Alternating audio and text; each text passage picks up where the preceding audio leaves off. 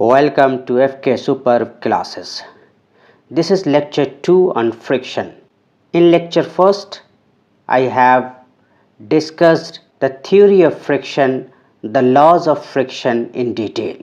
आज के इस लेक्चर में हमने जो फर्स्ट लेक्चर में जो थ्योरी पढ़ा है उसका एप्लीकेशन समझेंगे न्यूमेरिकल प्रॉब्लम के साथ और अपने कॉन्सेप्ट को बिल्डअप करेंगे। क्योंकि न्यूमेरिकल जो है आपके कॉन्सेप्ट को क्लियर करता है, बिल्डअप करता है। Concept of friction, friction is self adjusting force. जो फर्स्ट पॉइंट हमने पढ़ा था अपने फर्स्ट लेक्चर में कि जो फ्रिक्शन है वो सेल्फ एडजस्टिंग फोर्स है, इट एक्ट्स बाय इटसेल्फ। अब यहाँ देखिए, एक mkg का ब्लॉक है जिस पे मैक्सिमम फ्रिक्शन जो लग रहा है वो कितना है, 20 न्यूटन। अगर आपने 10 न्यूटन का फोर्स दिया तो क्या बॉडी मूव करेगी? नहीं, क्योंकि जो विलन है, जो भूत है, जो उसके अपोजिट में फोर्स लगा रहा है ये कितना है, 20 न्यूटन है। और आपने कितना अप्लाई किया, 10 न्यूटन। तो क्या वो बॉडी मूव करेगी? नहीं करेगी, क्योंकि उसके अपोजिट में जो फोर्स है वो उससे मैक्सिमम है। तो जब आपने 10 न्यूटन का फोर्स अप्लाई किया mkg के ब्लॉक पे, तो फ्रिक्शन चूँकि सेल्फ एडजस्टिंग फोर्स है तो उस ब्लॉक पे फ्रिक्शन कितना लगेगा, 10 न्यूटन। आपने 10 न्यूटन ड्राइविंग फोर्स दिया तो फ्रिक्शन कितना आएगा, 10 न्यूटन। आपने 15 न्यूटन लगाया ड्राइविंग फोर्स, मैक्सिमम 20 न्यूटन का फ्रिक्शन है, लेकिन चूंकि आपका अप्लाइड फोर्स 15 न्यूटन है तो फ्रिक्शन कितना अपोजिट में लगेगा, 15 न्यूटन। यह ध्यान रखिए, कभी कभी MCQ में आ जाता है क्वेश्चन। ये नहीं कि जो फ्रिक्शन मैक्सिमम वैल्यू है उसको आपने आंसर में डाल दिया, नहीं, आपको सबसे पहले मैक्सिमम फ्रिक्शन का पता होना चाहिए। मैक्सिमम फ्रिक्शन पता होने के बाद फिर आपको ये ध्यान देना है कि ड्राइविंग फोर्स कितना है, अप्लाइड फोर्स कितना है। अगर वो अप्लाइड फोर्स फ्रिक्शन फोर्स से कम है तो फ्रिक्शन कितना लगेगा उस बॉडी पे, उतना ही लगेगा जितना अप्लाइड फोर्स है। अगर आपने 19 न्यूटन का फोर्स लगाया तो फ्रिक्शन कितना लगेगा, 19 न्यूटन। अगर आपने 20 न्यूटन का लगा दिया तो यहाँ मैक्सिमम फ्रिक्शन कितना है, 20 न्यूटन। तो फ्रिक्शन फोर्स कितना अप्लाई होगा इस बॉडी पे, 20 न्यूटन। चूँकि अप्लाइड फोर्स आपका 20 है तो यहाँ फ्रिक्शन फोर्स कितना आएगा, 20 न्यूटन। इसीलिए फ्रिक्शन को हम क्या कहते हैं, self adjusting force, self regulating force. अगर आपने 21 न्यूटन का फोर्स अप्लाई किया तो उस केस में फ्रिक्शन कितना आएगा, फ्रिक्शन जो अप्लाई होगा वो 20 न्यूटन ही अप्लाई होगा, क्योंकि जो मैक्सिमम वैल्यू है फ्रिक्शन का जो गिवन है वो कितना है, 20 न्यूटन। अगर आपने 30 न्यूटन लगा दिया फिर भी फ्रिक्शन कितना लगेगा, 20 न्यूटन। यह ध्यान रखिएगा। अगर आपका ड्राइविंग फोर्स कम है फ्रिक्शन फोर्स से तो उस केस में बॉडी मूव नहीं करेगी और फ्रिक्शन जो अप्लाई करेगा फोर्स उसके अपोजिट में, ड्राइविंग फोर्स के अपोजिट में, वो same in magnitude but opposite in direction. ये ध्यान रखिएगा। अब एक क्वेश्चन यहाँ देखते हैं। यहाँ आपको बताना है, क्या निकालना है, find the friction force and the acceleration. इस क्वेश्चन में आपको फ्रिक्शन फोर्स और एक्सेलरेशन बताना है।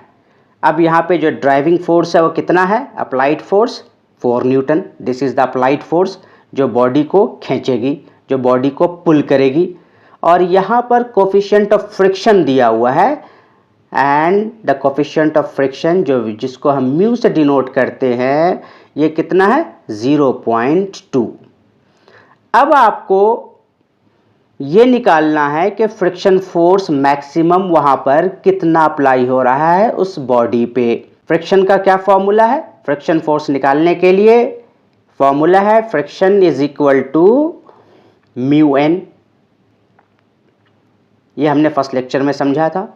फ्रिक्शन को कैसे निकालते हैं, फ्रिक्शन जो है वो म्यू एन के बराबर होता है। अब एन क्या है, नॉर्मल रिएक्शन है। और इस बॉडी का अगर हम सबसे पहले एफबीडी बनाएंगे 3 kg का बॉडी है तो इसका डाउनवर्ड में mg लगेगा, जो कितना हो जाएगा 30। फाइन। इसके अपवर्ड में नॉर्मल लगेगा, नॉर्मल रिएक्शन।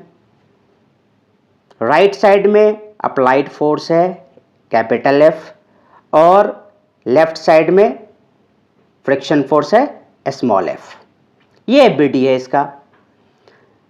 अब आप वर्टिकल डायरेक्शन में जो फोर्स देखिएगा वो क्या है, N अपवर्ड है नॉर्मल और mg डाउनवर्ड है। और चूंकि वर्टिकल में कोई मोशन नहीं है, कोई मूवमेंट नहीं है, तो वर्टिकल डायरेक्शन में अगर हम फोर्स को बैलेंस करेंगे तो क्या हो जाएगा, N minus mg is equal to 0। चूँकि कोई मोशन नहीं है वर्टिकल डायरेक्शन में, तो N minus mg is equal to 0। चूँकि जो BD के हिसाब से जो फोर्स वर्टिकल डायरेक्शन में लग रहा है वो क्या है, नॉर्मल है अपवर्ड, mg है डाउनवर्ड। चूँकि कोई वर्टिकल डायरेक्शन में मोशन नहीं है तो इक्वेशन क्या हो जाएगा, N minus mg is equal to 0। तो यहाँ से क्या आ रहा है कि जो नॉर्मल है वो mg के बराबर है। यू गॉट द पॉइंट कि नॉर्मल mg के बराबर क्यों है। तो अब हम फ्रिक्शन को निकालने के लिए n की जगह पे mg का यूज करेंगे। Friction is equal to mu n, n is equal to mg, तो म्यू mg हो गया। तो यहाँ से फ्रिक्शन की वैल्यू कितनी आ रही है, म्यू की वैल्यू 0.2 है, mg की वैल्यू 30 है।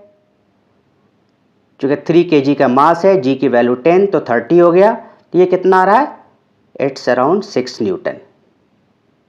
तो फ्रिक्शन फोर्स की वैल्यू यहाँ से आपको पता चल गया कि ये 6 न्यूटन है।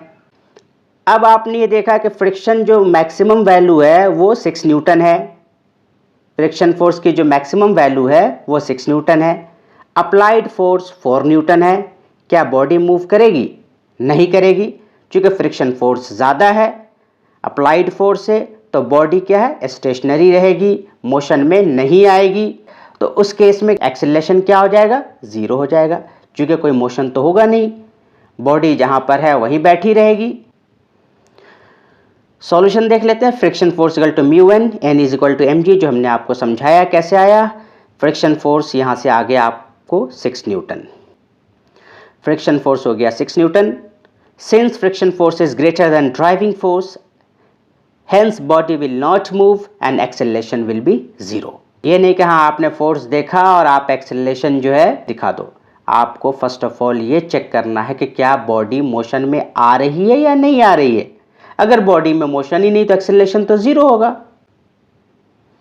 नेक्स्ट क्वेश्चन, एक 5 kg का ब्लॉक है, इस पर 40 न्यूटन का फोर्स अप्लाई हो रहा है, कोफिशिएंट ऑफ फ्रिक्शन 0.1 है।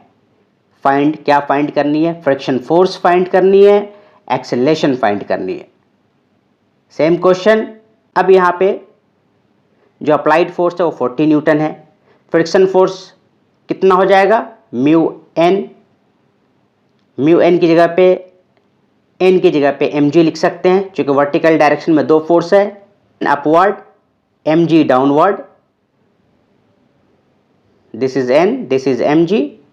वर्टिकल में कोई मोशन नहीं है, तो n minus mg is equal to 0, so normal will be equal to mg। तो अब हम नॉर्मल की जगह पे mg यूज कर सकते हैं। तो फ्रिक्शन फोर्स क्या हो जाएगा, म्यू एन की जगह पे हम म्यू mg लिख सकते हैं, तो फ्रिक्शन फोर्स हो गया म्यू mg।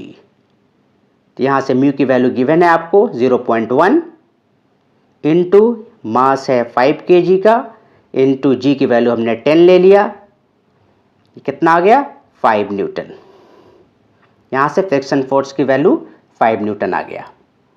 अब आपको पता चल गया कि इसके अपोजिट में जो भूत लग रहा है, जो हमारा विलन फोर्स है फ्रिक्शन, वो कितना है, 5 न्यूटन है, और हमारा जो अप्लाइड फोर्स है वो 40 न्यूटन है।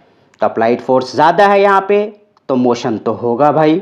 अब आपको हॉरिजॉन्टल डायरेक्शन का फोर्स देखना है, क्योंकि मोशन हो रहा है। तो हॉरिजॉन्टल डायरेक्शन में एफ अप्लाइड 40 है और फ्रिक्शन कितना आ गया 5, तो हॉरिजॉन्टल डायरेक्शन में क्या इक्वेशन बनेगा फोर्स का, F applied capital F minus friction force small F, क्योंकि मोशन हो रहा है तो force is equal to mass time acceleration होता है, आपने ये लिख दिया। This will be the equation in horizontal direction.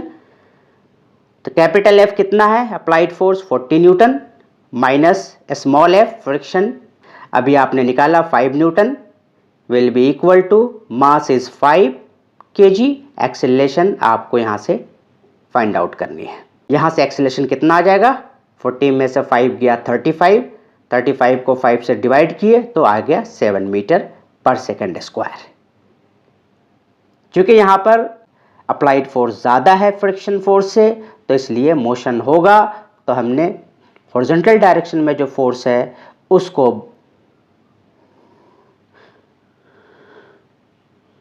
उसको यूज़ करके हमने इक्वेशन बनाया, यहाँ से एक्सेलरेशन की वैल्यू फाइंड आउट की और ये एक्सेलरेशन कितना आ गया 7 मीटर पर सेकंड स्क्वायर।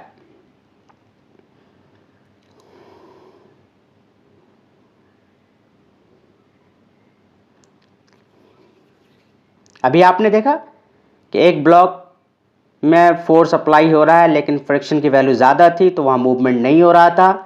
दूसरे क्वेश्चन में यहाँ पर अप्लाइड फोर्स की वैल्यू ज़्यादा है फ्रिक्शन से, तो यहाँ मोशन हुआ तो हमने एक्सेलरेशन निकाल लिया। कैसे निकाला, हॉरिजॉन्टल डायरेक्शन में जो फोर्स है उसको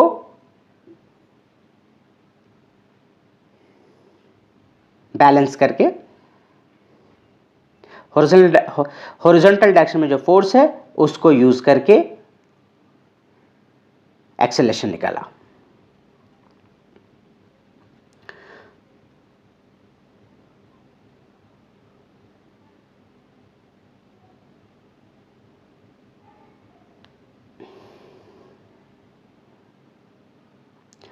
friction force equal to mu N, N equal to M G. यहां से फ्रिक्शन फोर्स की वैल्यू आ गई 5 न्यूटन और हॉरिजॉन्टल डायरेक्शन का फोर्स को यूज किया, F minus capital F that is applied force minus small F that is a friction force is equal to mass time acceleration, और यहां से आगे एक्सेलरेशन की वैल्यू 7 मीटर पर सेकंड स्क्वायर।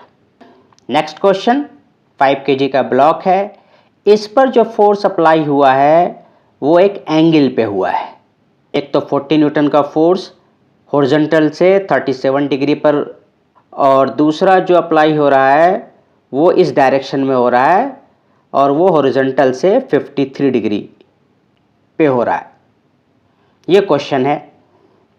अब आपको क्या है कि इसको कंपोनेंट में ब्रेक करनी होगी, क्योंकि एक एंगल पे ये फोर्स लगाया गया है और जो एक्सिस एंगल को कंटेन करता है वो कॉस थीटा होगा, और जो कंपोनेंट परपेंडिकुलर होगा उस एक्सिस के जो एंगल को कंटेन कर रहा है तो परपेंडिकुलर वाला एक्सिस साइन कंपोनेंट होगा। ये हमेशा ध्यान रखना आपको कि जो एक्सिस एंगल को कंटेन कर रहा है वो कॉस कंपोनेंट होगा और जो perpendicular to the axis containing the angle is the sine component. अब ये हॉरिजॉन्टल से 37 डिग्री पे, तो जो हॉरिजॉन्टल वाला कंपोनेंट होगा ना ये कॉस थीटा होगा, फाइन, और इसके जो परपेंडिकुलर होगा इस एक्सिस के ये कंपोनेंट जो है साइन थीटा रहेगा। अब देखिए जो 50 न्यूटन का फोर्स है वो इस डायरेक्शन में लग रहा है, ये जो आपने देखा है इस डायरेक्शन में लग रहा है 50 न्यूटन, और ये जो है 53 डिग्री है एक्स एक्सिस से इस डायरेक्शन में। अब आपने तो यहाँ पर ये कितना हो जाएगा, ये भी 53 डिग्री होगा। कैसे होगा, जैसे ये मान लीजिए दो पैरेलल लाइन है, इस पर आपने इस तरीके का एक लाइन ड्रॉ कर दी, तो ये जो एंगल होगा ना ये एंगल के बराबर होगा, अल्टरनेट एंगल, और ये जो एंगल होगा इस एंगल के बराबर होगा, दिस एंगल के बराबर होगा, और ये जो एंगल होगा इस एंगल के बराबर होगा। तो जो ये एंगल होगा वो ये एंगल होगा, तो ये 53 है तो ये भी 53 होगा। You got the point. ये 53 क्यों होगा? सिंपल मैथ यूज़ किया हमने। तो यहाँ अगर 53 है तो यहाँ भी 53 होगा। तो ये समझ गए आप कि ये जो एंगल है ये हमारा 53 डिग्री है। अभी हमने कहा जो एक्सिस एंगल को कंटेन करेगा ये कॉस कंपोनेंट होगा, तो ये जो हॉरिजॉन्टल वाला कंपोनेंट है वो क्या हो जाएगा? कॉस थीटा 50 न्यूटन के लिए। और इसका जो वर्टिकल कंपोनेंट होगा ये क्या हो जाएगा? साइन थीटा, साइन 53 हो जाएगा। उसी तरीके से 40 न्यूटन के लिए एक्स एक्सिस है वो क्या हो जाएगा? कॉस 37 कॉस थीटा, और इसका जो वाई एक्सिस होगा वो साइन थीटा हो जाएगा। अब 5 kg ब्लॉक पे जो वर्टिकल डायरेक्शन में फोर्स लग रहे हैं वो क्या क्या हैं? अगर हम वर्टिकल डायरेक्शन का फोर्स को देखें 5 kg के ब्लॉक पे, एक तो इसका वेट लगेगा नीचे में, फाइन। एक जो है ये 50 न्यूटन का जो फोर्स है उसका साइन कंपोनेंट आएगा नीचे, दैट इज 50 साइन 53 डिग्री। ये हो गया डाउनवर्ड फोर्स। अपवर्ड में एक नॉर्मल लगेगा, और दूसरा जो है 40 न्यूटन का जो साइन वाला कंपोनेंट है अपवर्ड में जाएगा, ये हो जाएगा 40 साइन 37 डिग्री, 40 साइन 37 डिग्री। ये हो गया वर्टिकल डायरेक्शन के फोर्स। अब वर्टिकल डायरेक्शन में कोई मोशन तो हो नहीं रहा, तो ये सारे फोर्स क्या है? बैलेंस्ड है। तो क्या लिख सकते हैं? नॉर्मल प्लस 40 साइन 37, ये अपवर्ड हो गया, माइनस डाउनवर्ड फोर्स 50 mg हो गया, माइनस 50 न्यूटन का फोर्स का जो वर्टिकल डायरेक्शन में कंपोनेंट है 50 साइन 37, ये हो जाएगा। वर्टिकल डायरेक्शन में normal plus 40 sine 37 minus mg 50, minus mg 50 हो गया यहाँ पे, माइनस, और ये 50 न्यूटन का जो साइन कंपोनेंट है 50 साइन 53 डिग्री, 50 साइन 53 डिग्री। अब यहाँ पर वैल्यू पुट कर दीजिए, तो n प्लस 40 साइन 37, साइन 37 की क्या वैल्यू होती है? 3/5, तो 40 इंटू 3/5 साइन 37 की वैल्यू डाल दिए। आपको साइन 37 साइन 53 की वैल्यू ध्यान रहनी चाहिए, तो 3/5 हो गया, माइनस 50 माइनस 50 साइन 53, तो साइन 53 की वैल्यू क्या हो जाएगी? साइन 53 की वैल्यू हो जाएगी 4/5 इंटू 4/5, तो 5 8 जा 40 कट गया, तो n plus 8 into 3 24, n plus 24 minus 50 जो वेट है, माइनस, और यहाँ पर 50 इंटू 4/5 है, तो 5 10 जा 50 हो जाएगा, 10 इंटू 4 40, तो कितना हो जाएगा? 50 माइनस 40, ये हो गया। तो यहाँ से कितना हो जाएगा? n प्लस 24 माइनस 50 माइनस 40, तो n plus 24 minus 90, n is equal to यहाँ से 66 आ गया। इसको हम अच्छे से आपको दिखाएंगे, ये आपको समझाने के लिए हमने यहाँ पर एक एक पॉइंट को एक्सप्लेन किया आपको। तो यहाँ पर हमने नॉर्मल की वैल्यू 66 फाइंड आउट कर ली। नॉर्मल की वैल्यू कितनी आ गई? 66, वर्टिकल डायरेक्शन में फोर्स को बैलेंस करके। उसी तरह से हम हॉरिजॉन्टल डायरेक्शन में फोर्स को बैलेंस करेंगे। हॉरिजॉन्टल डायरेक्शन में कौन कौन से फोर्स लग रहे हैं? एक तो 40 न्यूटन का जो एक्स वाला कंपोनेंट है, तो 40 cos 37 इस साइड लगेगा, और 50 न्यूटन का जो एक्स वाला कंपोनेंट है, तो 50 cos 53 डिग्री भी इस साइड लगेगा। दोनों फोर्स इसी डायरेक्शन में लगेंगे। कितना हो जाएगा हॉरिजॉन्टल डायरेक्शन में? 40 cos 37, cos क्यों लिया? क्योंकि जो एक्सिस एंगल को कंटेन करता है वो cos कंपोनेंट होता है। तो 40 cos 37 plus 50 cos 53 minus friction force. चूँकि बॉडी आगे की तरफ जाएगी तो फ्रिक्शन किधर लगेगा? पीछे की तरफ लगेगा, तो माइनस हो जाएगा फ्रिक्शन। फ्रिक्शन की वैल्यू कितना है? Mu N 0.1, mu N 0.1 into आपने एन निकाला वर्टिकल डायरेक्शन में फोर्स को बैलेंस करके 66। ये हो गया आपके हॉरिजॉन्टल डायरेक्शन में फोर्स। तो कितना हो जाएगा? 40 cos 37। cos 37 की वैल्यू कितनी होती है? cos 37 होता है 4/5, तो 40 इंटू 4/5, तो 5 8 जा 40 और 8 4 जा 32, तो 40 cos 37 की वैल्यू कितनी आ गई? 32। फाइन। Plus 50 cos 53। cos 53 क्या होता है? 3/5, तो 50 इंटू 3/5, 5 10 जा 50, 10 3 जा 30, 30 हो गया आपका 50 cos 53 की वैल्यू। तो 32 प्लस 30 माइनस एफ कितना है? 66 नॉर्मल है, 0.1 म्यू है, तो उसको मल्टीप्लाई करेंगे तो कितना आ जाएगा? 6.6। ये फ्रिक्शन हो गए। तो यहाँ से कितनी वैल्यू आ रही है हॉरिजॉन्टल डायरेक्शन में? 32 plus 30 that is the 62 minus 6.6। Minus कर दीजिए, ये आपके हॉरिजॉन्टल डायरेक्शन में जो फोर्स है वो मिल जाएगा आपको। इसको अच्छे से यहाँ देखते हैं। Find friction force and acceleration. आपको फ्रिक्शन फोर्स और एक्सीलरेशन निकालना है। अभी हमने फ्रिक्शन फोर्स तो निकाल लिया था और हॉरिजॉन्टल डायरेक्शन से हमने फोर्स निकाल लिया था कि हॉरिजॉन्टल डायरेक्शन में जो फोर्स आ रहा है वो 62 माइनस 6.6 आ रहा था। और वो क्या करेगा?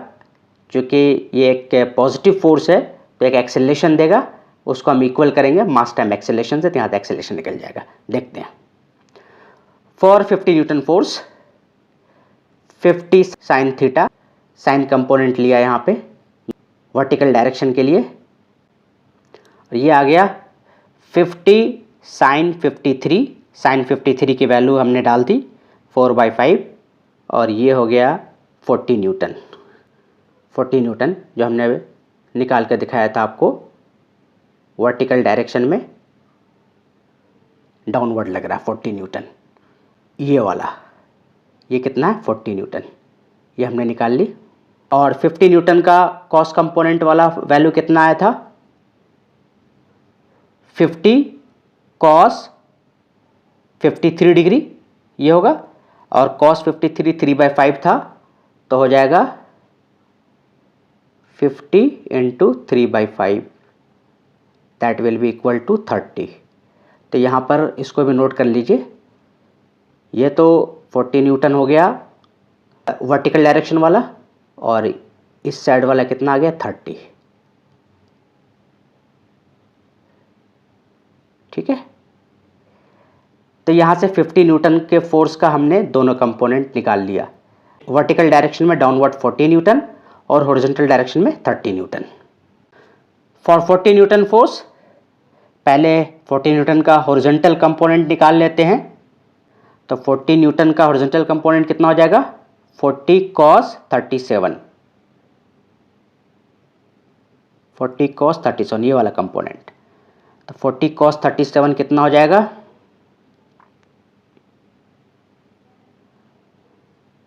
हॉरिजॉन्टल कंपोनेंट 40 cos 37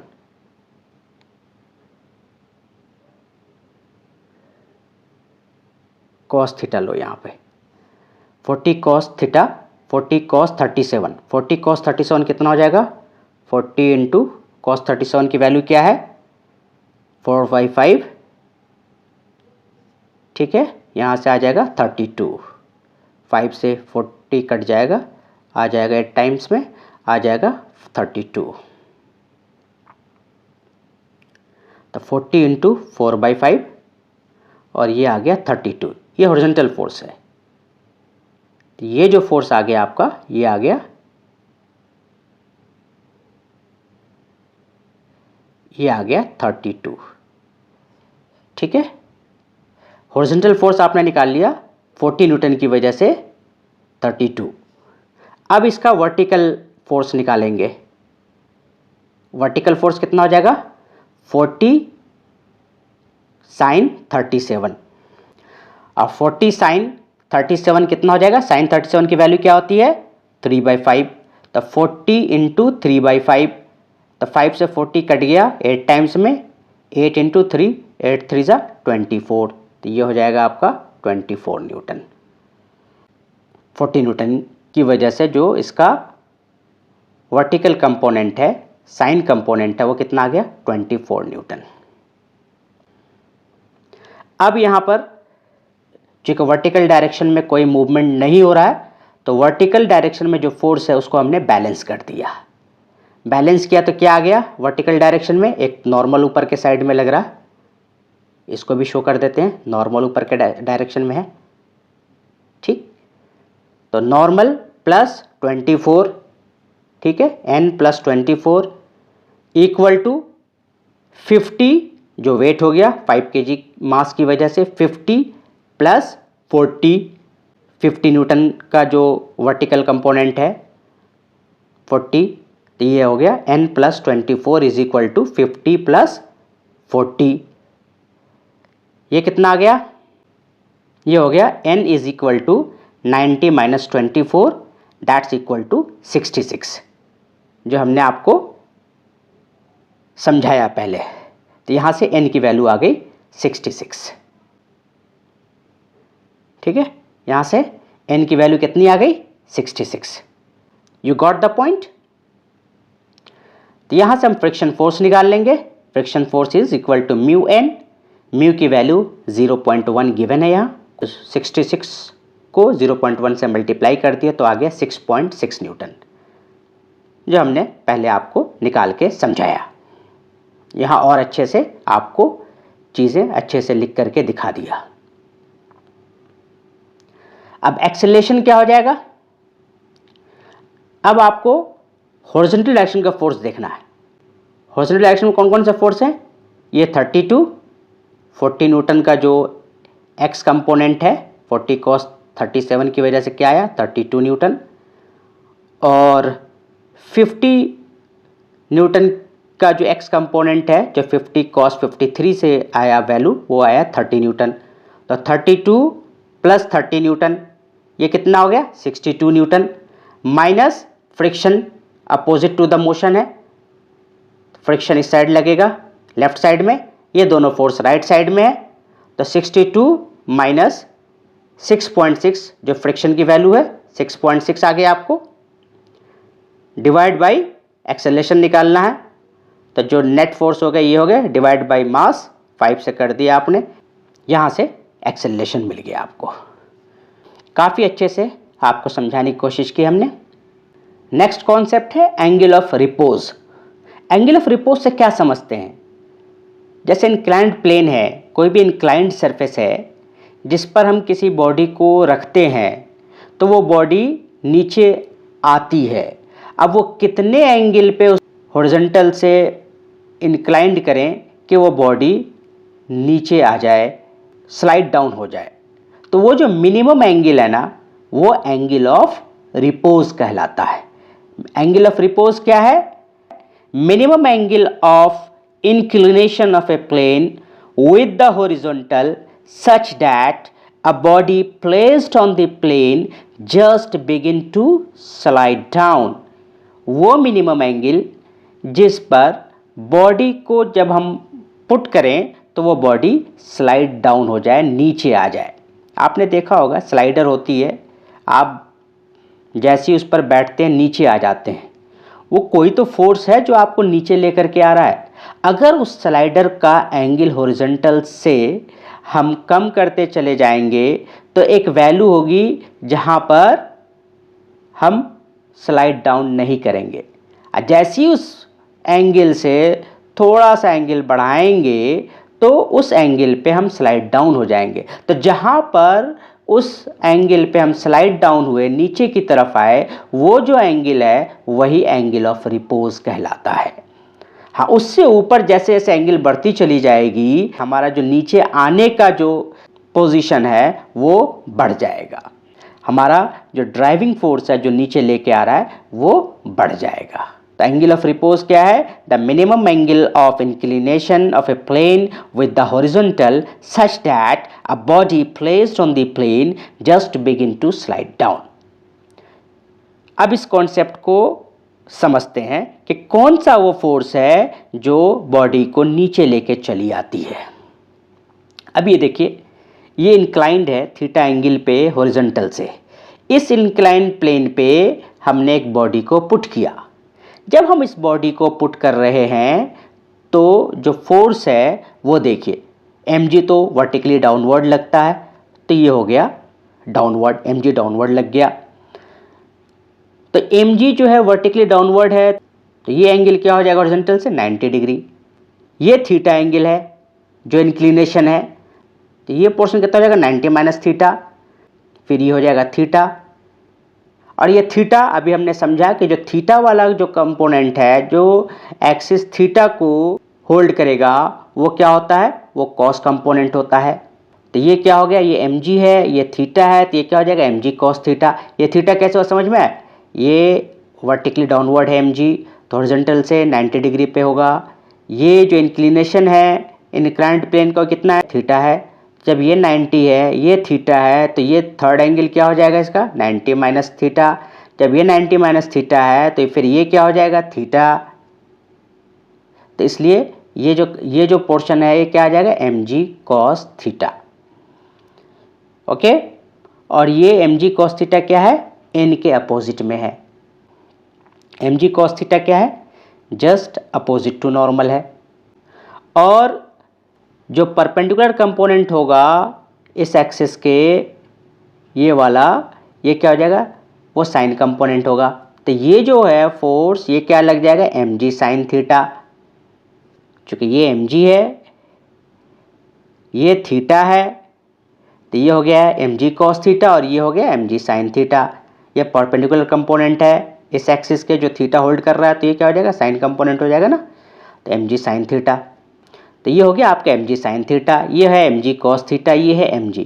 और यही जो mg साइन थीटा है ये बॉडी को नीचे स्लाइड डाउन कर रहा है, बाकी कोई फोर्स नहीं दिख रहा है। सिर्फ यही फोर्स है जो बॉडी को खींच के ला रही है। और वो फोर्स कौन सी है? जो बॉडी है जो स्लाइड करने जा रही है बॉडी, उस बॉडी का साइन कंपोनेंट है जो ड्राइविंग फोर्स का काम कर रहा है। अब जितना ज़्यादा थीटा होगा उतना ही ये ड्राइविंग फोर्स की वैल्यू होगी। क्योंकि थीटा साइन कंपोनेंट है तो थीटा की वैल्यू जैसे जैसे बढ़ेगी 0 से 90 जाएगी तो साइन थीटा की वैल्यू 0 से 1 की तरफ जाती है, बढ़ती है वैल्यू। तो जितने थीटा की वैल्यू होगी उतना ही ज़्यादा इस ड्राइविंग फोर्स की वैल्यू होगी। अब जो है अगर फ्रिक्शन है, बॉडी नीचे की तरफ आ रही है, स्लाइड डाउन हो रही है, तो फ्रिक्शन किधर लगेगा? इस साइड लगेगा। अब फ्रिक्शन की वैल्यू क्या हो जाएगी? Mu into N. एन क्या है? mg cos थीटा के बराबर है। तो हम क्या लिख सकते हैं फ्रिक्शन को? म्यू एन की जगह पे म्यू mg cos थीटा, यह फ्रिक्शन की वैल्यू हो गई। जो अपोज करेगा इसके मोशन को क्या कर सकता है? फ्रिक्शन ही करेगा। तो जो हॉरिजॉन्टल डायरेक्शन में फोर्स है वो क्या है? mg sine theta minus friction, that is minus mu mg cos theta. अगर मोशन हो रहा है तो equal to mass time acceleration हो जाएगा। Net force is equal to mass time acceleration. अगर बॉडी जस्ट स्लाइड के कंडीशन में होगा तो क्या होगा? mg sine theta will be equal to mu mg cos theta friction force के। If a body is on the verge of slide, अगर just body move करने जा रही है तो उस कंडीशन में क्या कहेंगे कि जो ड्राइविंग फोर्स है वो जस्ट इक्वल हो गई है फ्रिक्शन फोर्स के। तो M G sine theta is equal to mu M G cos theta.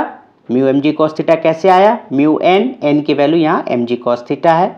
तो यहाँ से क्या होगा, जब इसको सॉल्व करेंगे तो हो जाएगा tan theta is equal to mu, चूँकि एम से एम कट गया, जी से जी कट गया, साइन थीटा कॉस थीटा को इधर लाया तो sine theta upon cos theta is equal to tan theta is equal to mu बच गया यहाँ पे, तो mu tan theta is equal to mu. मतलब जो मिनिमम एंगल होगा वो क्या होगा, उसका tan component coefficient of friction के बराबर होगा। और अच्छे से समझते हैं। Driven force for motion F is equal to M G sine theta. Friction force क्या है, स्मॉल एफ से हमने डिनोट किया यहाँ पे। ये ड्राइविंग फोर्स जो है आपका एम जी साइन थीटा है, जो नीचे की तरफ बॉडी को लेकर आ रहा था। ये कैसे आया एम जी साइन थीटा, ये हमने आपको समझा दिया कि एम जी डाउनवर्ड लग रहा है, वर्टिकली डाउनवर्ड है, तो जो थीटा वाला कंपोनेंट है वो एम जी कॉस थीटा है और जो परपेंडिकुलर कंपोनेंट है वो एम जी साइन थीटा है। तो एम जी साइन थीटा ही बॉडी को मूव करा रहा है, तो ड्राइविंग फोर्स क्या है, M G sine theta. Friction force क्या है, स्मॉल एफ, म्यू एन होता है, एन जो है एम जी कॉस थीटा के बराबर है, तो ये हो जाएगा mu M G cos theta friction force की वैल्यू। ड्यूरिंग इक्विलिब्रियम, जब जैसी बॉडी अबाउट टू स्लाइड है, जब जैसी स्लाइड करने वाली है उस कंडीशन पे, उस पॉइंट पे क्या होगा, body about to slide, body बस स्लाइड करने ही वाली है, उस कंडीशन में क्या होगा, mu M G cos theta is equal to M G sine theta. यहां से आ गया tan theta is equal to mu, यहां से थीटा की वैल्यू मिल गई आपको टैन इनवर्स म्यू। अब यहाँ देखिए थीटा कहाँ से कहाँ वेरी करेगा, 0 से 90 डिग्री वेरी करेगा, तो साइन थीटा की वैल्यू क्या है, वो बढ़ती चली जाएगी जैसे जैसे थीटा बढ़ेगा। क्योंकि साइन 0 0 होता है, साइन 90 1 होता है, तो 0 से 1 के बीच में ही साइन 0 से साइन 90 के बीच में वेरी करेगा। तो 0 से 1 बढ़ रहा है वैल्यू, तो साइन थीटा की वैल्यू बढ़ेगी। जब साइन थीटा की वैल्यू बढ़ेगी तो ड्राइविंग फोर्स जो आपका लग रहा है एम जी साइन थीटा, उसकी वैल्यू बढ़ेगी, ड्रिवन फोर्स की वैल्यू बढ़ गई। कॉस थीटा, जैसे हम 0 से 90 की तरफ जाएंगे तो कॉस 0 1 होता है, कॉस 90 0 होता है, तो 1 से 0 की तरफ जा रहे हैं, मतलब 0 से 90 डिग्री आने के बाद कॉस थीटा की वैल्यू घट रही है। जब कॉस थीटा की वैल्यू डिक्रीज होगी तो फ्रिक्शन फोर्स की वैल्यू डिक्रीज होगी, तो हमारा जो नीचे आने का जो टेंडेंसी है वो बढ़ जाएगा जैसे जैसे थीटा बढ़ाएंगे। Got the point. This is all about for today's lecture. Angle of repose को हमने आपको समझाया। एंगल ऑफ फ्रिक्शन से एंगल ऑफ रिपोज में कंफ्यूज मत होइएगा। एंगल ऑफ फ्रिक्शन हमने आपको अपने पहले लेक्चर में समझाया है। एंगल ऑफ फ्रिक्शन क्या होता है, पहले लेक्चर को ज़रूर देखिए। Angle of friction is the angle between the normal reaction and the resultant of the friction force and the normal reaction. और एंगल ऑफ रिपोज क्या है, ये मिनिमम एंगल है जिस पर बॉडी स्लाइड डाउन हो जाए इंक्लाइंड सरफेस पे। अगले लेक्चर में एंगल ऑफ रिपोज पे और भी अच्छे अच्छे क्वेश्चन लेकर के आएंगे और भी डिफरेंट डायरेक्शन से फोर्स को लगा करके देखेंगे, समझेंगे। Till then stay connected, keep learning. Thank you so much.